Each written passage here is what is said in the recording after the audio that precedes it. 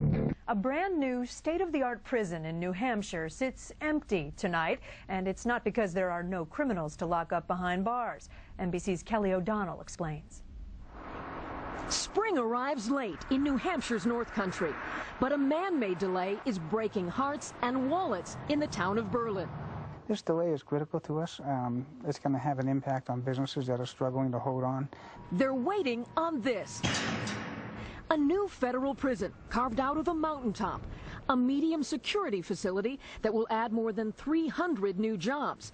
Construction wrapped up months ago, but money needed to actually open was stripped when Congress made cuts to this year's federal budget.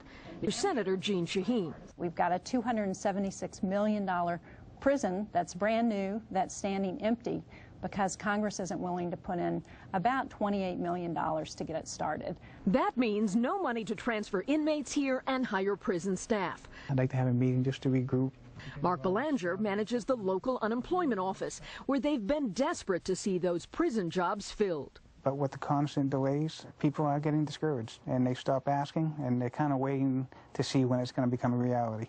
After paper mills and manufacturers moved out, Berlin spent the last 10 years trying to get a federal prison here and claims it could bring almost $40 million to the local economy.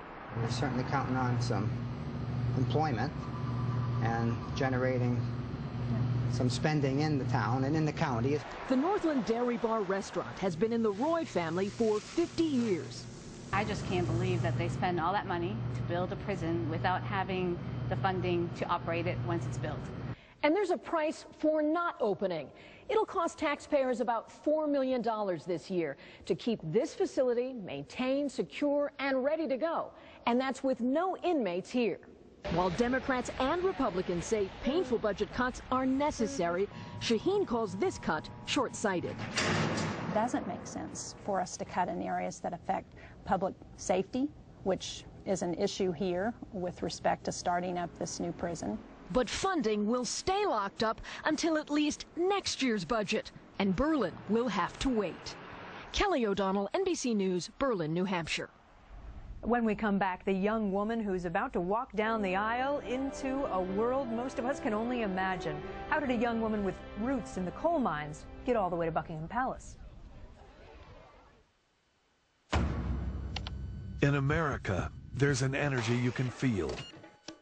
Energy created by American workers and American jobs. Jobs that will get our economy back on its feet and make us more competitive.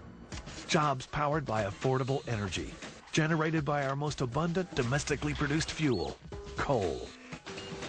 The source of nearly half our electricity.